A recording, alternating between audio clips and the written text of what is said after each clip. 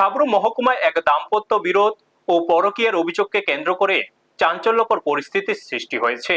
ঘটনায় আহত স্বামী ও তার বৃদ্ধ বাবার চিকিৎসা চলছে বলে জানা গেছে। অভিযোগকারী মিঠুন চৌধুরীর দাবি, কর্মসূত্রে তিনি দীর্ঘদিন মহারাষ্ট্রে অবস্থান করছিলেন। এই সময় তার স্ত্রী সম্প্রীতা দাস বাপের বাড়িতে চলে যান। পরবর্তীতে তিনি জানতে পারেন স্থানীয় এক ব্যক্তির সঙ্গে তার স্ত্রীর ঘনিষ্ঠ সম্পর্ক গড়ে উঠেছে বলে অভিযোগ। মিঠুন চৌধুরীর অভিযোগ, তিনি মেয়ে ও স্ত্রীর খোঁজ নিতে শ্বশুর বাড়িতে যান। সেখানে গিয়ে তিনি তার স্ত্রীকে ওই ব্যক্তির সঙ্গে একই ঘরে দেখতে পান।